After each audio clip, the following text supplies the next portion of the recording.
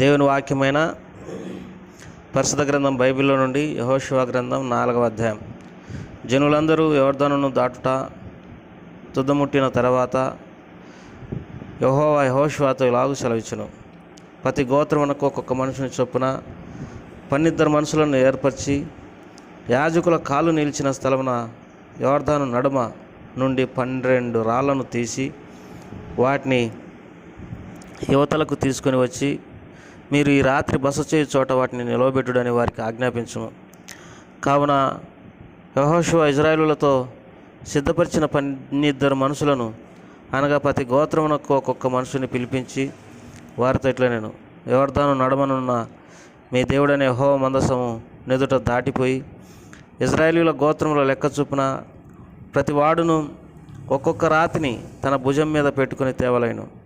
ఇక మీదట మీ కుమారులు ఈ రాళ్ళెందుకని అడుగునప్పుడు మీరు యెహోవా మందసం ఎదుట యొర్దాను నీళ్లు ఏకరాశిగా ఆపబడెను, అది యొర్దానును దాడుచుండగా యొర్దాను నీళ్లు ఆపబడెను గనుక ఈ రాళ్ళు చిరకాలం వరకు ఇశ్రాయేలులకు జ్ఞాపకార్థంగా ఉండునని వారితో చెప్పవలేను. అది మీకు ఆనవాలయుండును, అందుకే దీన్ని చేయవలేను. యెహోషువ ఆజ్ఞాపించినట్లు ఇశ్రాయేలీయులు చేసిరి. యెహోషువతో చెప్పినట్లు వారు ఇశ్రాయేలీయుల గోత్రముల లెక్క చొప్పున యొర్దాను నడుమ నుండి 12 రాళ్లను తీసి తాము బస చేసిన చోటికి తెచ్చి అక్కడ నిలవబెట్టిరి. అప్పుడు యెహోషువ నిబంధన మందసమును యాజకుల కాళ్ళు యొర్దాను నడుమ నిలిచిన చోట 12 రాళ్లను నిలవబెట్టించెను. నేటి వరకు అవి అక్కడ ఉన్నవి.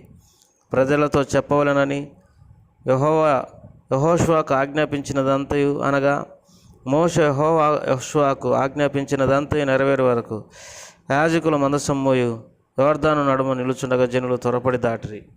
జనులందరూ దాటిన తర్వాత వారు చూచుండగా యెహోవా మందసం యాజకులు దాటిరి.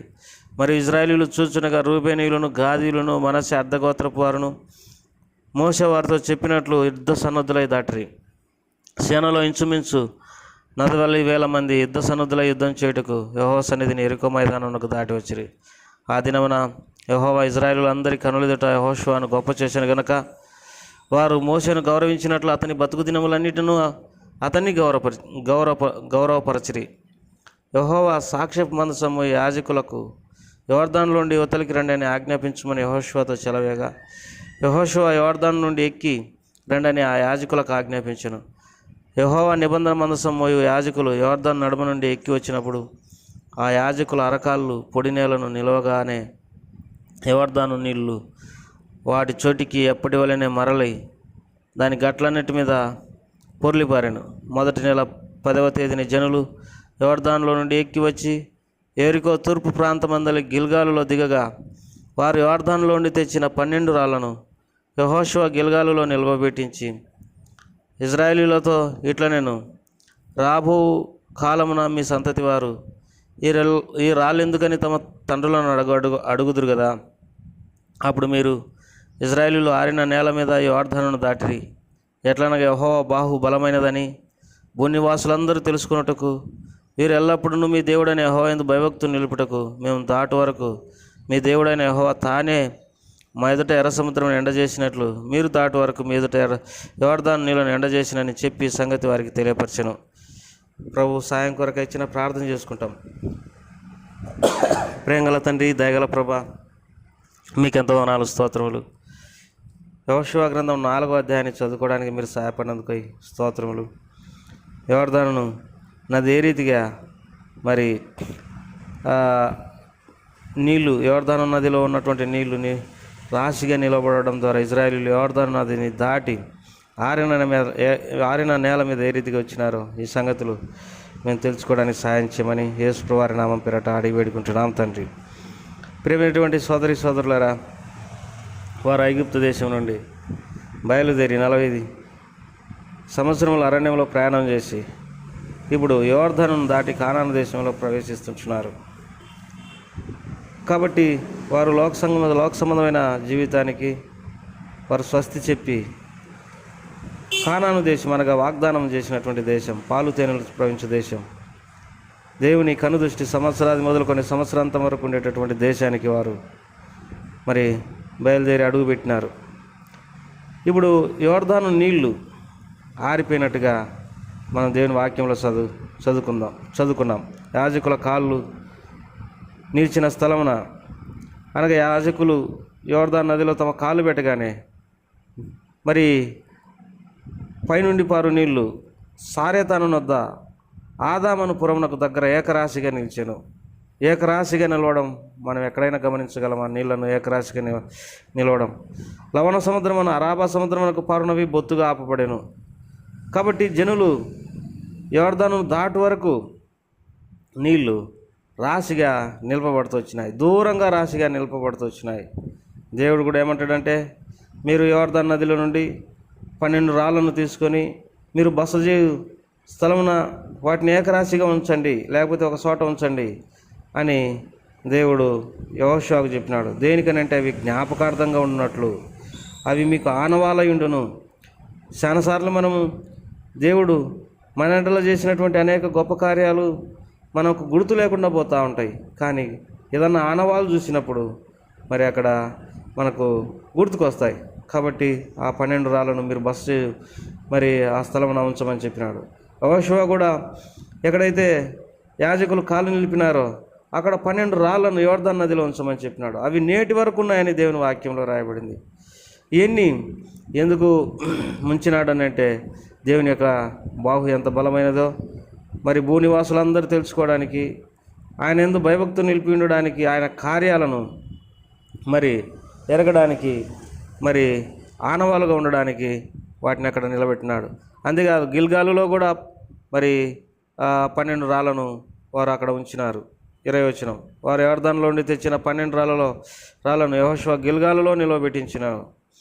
కాబట్టి తర్వాత 23 వచనం, ఎట్లనగా యెహోవా బాహు బలమైనదని భూనివాసులందరూ తెలుసుకున్నటకు మీరు ఎల్లప్పుడూ మీ దేవుడైన యెహోవా యందు భయభక్తులు నిలుపుటకు మేము దాటు వరకు మీ దేవుడైన యెహోవా తానే మొదట ఎర్ర సముద్రం ఎండ చేసినట్లు మీరు దాటు వరకు మీ ఎదుట యోర్దాను నీళ్ళని ఎండ చేసినని చెప్పి ఈ సంగతి వారికి తెలియపరచను.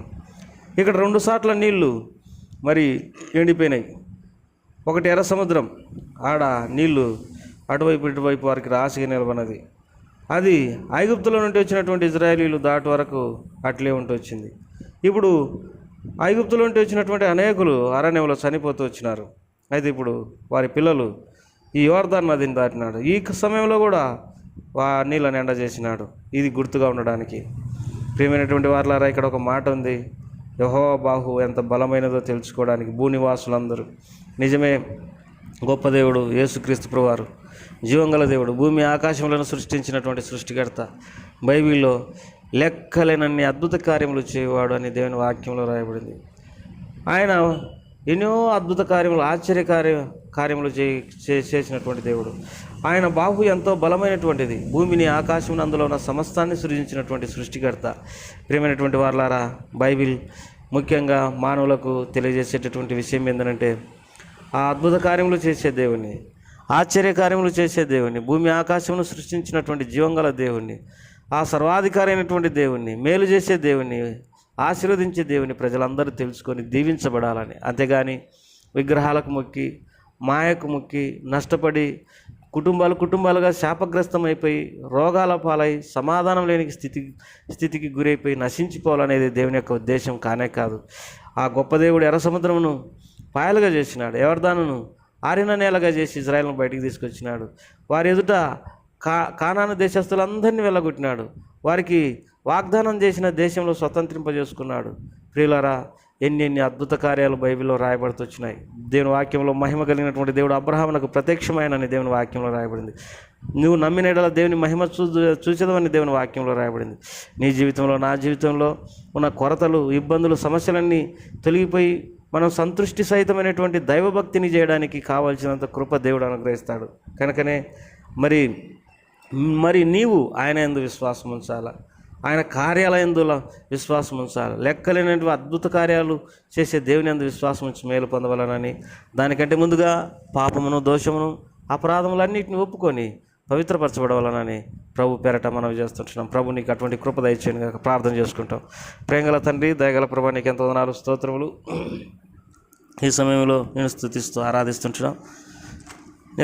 యెహోషువ గ్రంథం 5వ అధ్యాయం, యెహోషువ గ్రంథం 4వ అధ్యాయాన్ని చదువుకోవడానికి సహాయపడుతూ వచ్చినావు. ఈ మాటలన్నింటినీ విన్న నీ ప్రజలకు ఆశీర్వాదం, వారి కుటుంబాలకు దీవెన కలగజేయమని యేసు ప్రభువు వారి నామం పేరిట వేడుకుంటున్నాం తండ్రి. ఆమేన్.